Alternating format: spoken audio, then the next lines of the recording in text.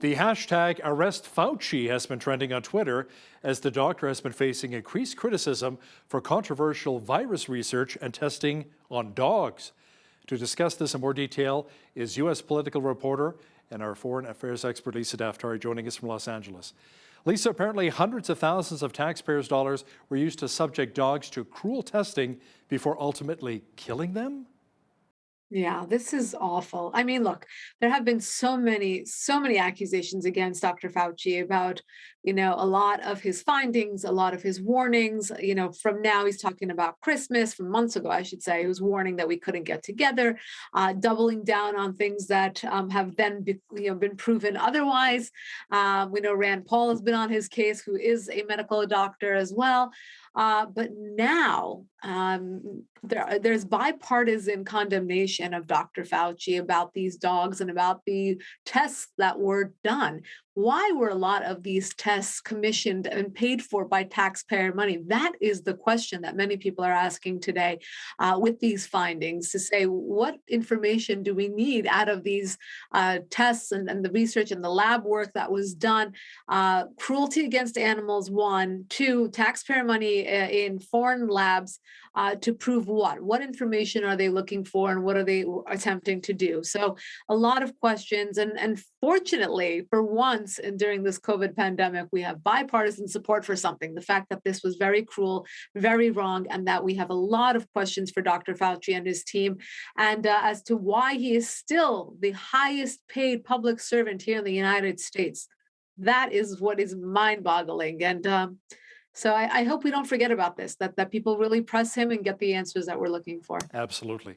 Lisa, the U.S. military has been testing hypersonic component prototypes on Wednesday that'll inform the new development of new weapons. Now, Lisa, the Pentagon says the 3 tests were very successful.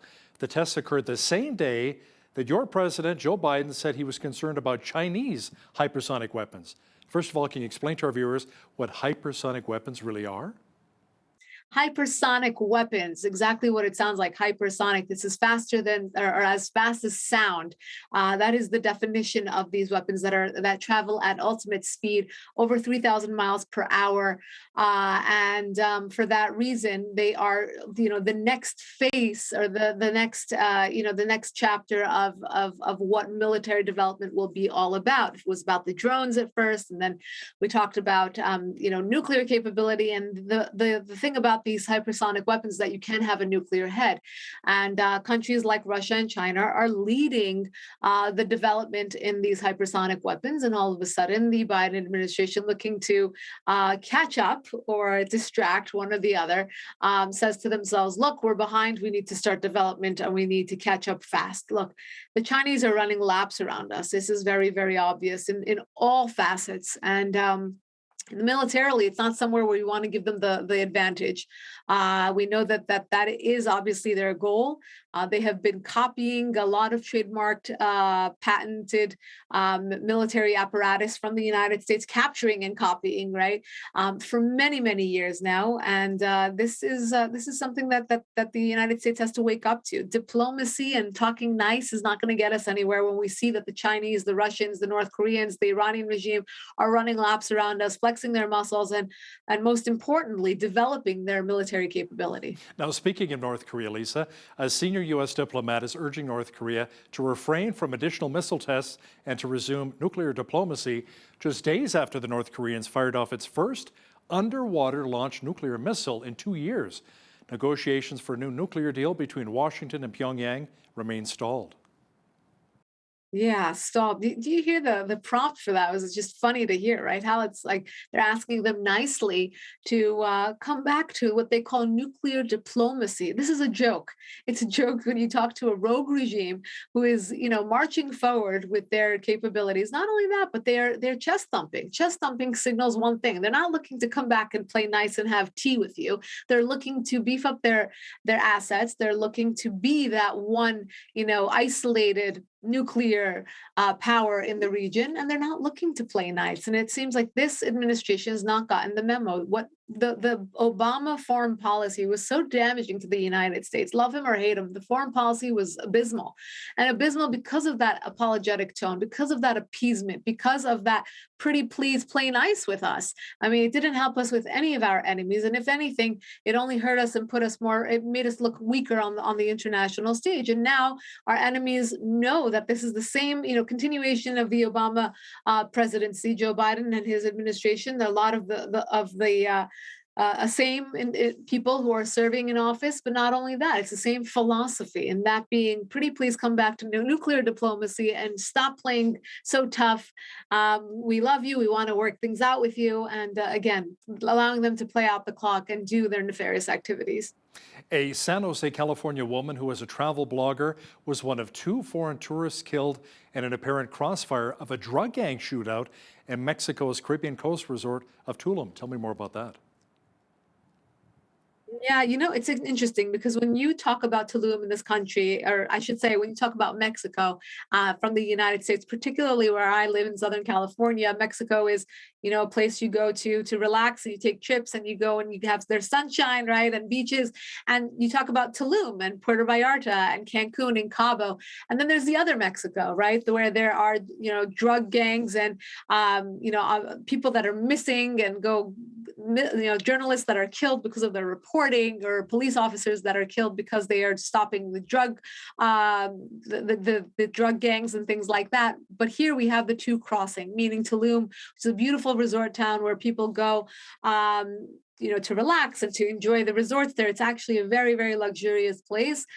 Is now, it has is now suffering from a lot of these drug gangs coming into the resort. So this poor travel blogger coming in from the United States went there to report on, to enjoy, to write about this travel town, and of course was in the wrong place at the wrong time, and it cost her life. So it does affect Mexico very much so when these tourist locations are affected, and people think twice about going to one of these resorts. That it's no longer we're on the resort and we're safe from what's going on the streets. No, it's now entering the resort areas, so people are vulnerable to it, and it's going to affect them in terms of tourism.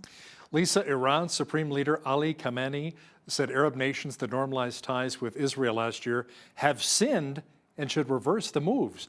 That includes countries like Bahrain, Sudan, and the United Arab Emirates, who normalized ties with Israel in 2020. Yeah, of course, he's referring to the Abraham Accords. And this tells me one thing. I've been saying it all along, but this confirms the fact that the Abraham Accords are meaningful, that they are something that, it's a thorn in the side of the Ayatollahs in Iran, which means that it really is a shifting of ties in the Middle East, where you have countries that have been sworn enemies of Israel coming together, not just for a meaningless piece of paper, but real deals. They have done economic deals and insurance deals and water irrigation deals. There are, Israeli weddings in Dubai and people going to visit Morocco and Sudan and other places. So these are actual meaningful deals. And what's interesting is that a lot of Iranians have talked about the Cyrus Accords being a potential accord between the people of Israel and the people of Iran. And of course, this hurts the mullahs in Iran. They're talking about a reversal, that this was sinful for these Muslim nations to now cut a deal with Israel and to actually live in peace. What we see, where our vision is of the Middle East, is more of the Abraham Accords. And this is not the vision that the Iranian regime has, of course. They want Israel to be off the map. They want Muslim nations to fold under their version of Islam, Shiite Islam. And this just tells me that the Abraham Accords are a good thing, and we should continue, or the U.S. administration should continue trying to broker more deals between Arab nations and the country of Israel. Women athletes in Afghanistan say the Taliban's return to power has simply put an end to their dreams of playing sports at the national and international levels. Now, many of these athletes say their focus is not on competing now, but simply surviving. Yeah, it's so sad, right? I mean, you read these accounts, and so many people's lives have changed. I mean, women overall, period. I mean, if you worked, if you're going to school, going out alone, now you have to go out with a male chaperone, even if you're going to a doctor's appointment, the way that are being forced to dress, compulsory hijab head to toe. And now you have women who have really trained their entire lives to be athletes, to be judges, to be doctors, to be journalists, and they can no longer function in that society as a woman who is, partaking in a very modern or progressive vocation like sports or like journalism or like dance or singing or whatever they are doing.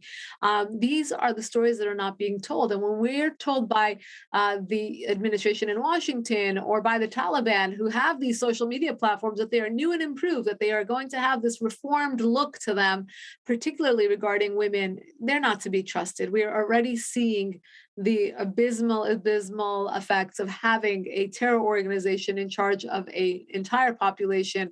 And the women, of course, are really at the helm of that. Lisa, there are reports that Pakistan is working out a deal for the use of its airspace by the United States military to launch counterterrorism military missions in neighboring Afghanistan. Pakistan, of course, is refuting the claim. Yeah, if it's true, it's hilarious and sad at the same time. Why? Because the United States left Afghanistan in a hurry without a plan, 20 years of treasure and taxpayer money that was left behind there with really zero effects. I should say negative effects, because we probably left it worse than we went in. And now they're begging neighboring country, allegedly, right? We don't have confirmation from Pakistan or the United States yet about these talks. They're allegedly talking to Pakistan, who is a frenemy of the United States, meaning we've never been able to trust them, but we've given them foreign aid and we continue to do so. We're going to them and asking them, can we pretty please, with sugar on top, use the airspace above Pakistan in order to launch attacks into Afghanistan? Well, why did we leave then? Or we should have left something behind in order to have a foothold where we need to launch these attacks. Or why are we even bothering with attacks if we left so suddenly and without a plan? There's so many questions to ask, and the main question being, why did we leave so many Americans and the friends of Americans behind when they needed us the most? So many questions as to how this happened. But for them to allegedly be talking to Pakistan in order to get airspace, in order to still be involved in the war on the ground in Afghanistan is laughable. It really is. Authorities in Myanmar have rearrested around 110 political prisoners who were freed earlier this week. Lisa, some were rearrested with just after a few hours of their release. What happened there? Yeah, so a lot of these the people who were arrested say that this was just for show, that the junta, the group that is in charge there is really so brutal, and they were under so much scrutiny that for a few hours they let everyone go to make it appear, to give off the facade that they are releasing everyone, and then within a few hours they rounded everyone up again. From the beginning of this coup, which was 9 or 10 months ago, approximately, there have been thousands of arrests, and their goal is to silence and suppress the opposition. It's going to be very difficult to do so. And so when they say they release, they're going to round them up again, because every single one of those opposition members who's out on the streets is a threat to them and to their rule.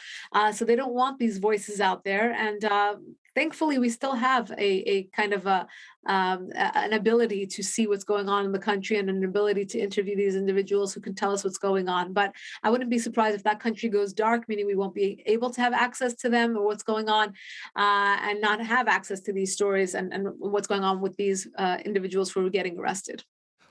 Foreign affairs expert and one of our regular contributors, Lisa Daftari, thanks again for joining us from Los Angeles. My pleasure.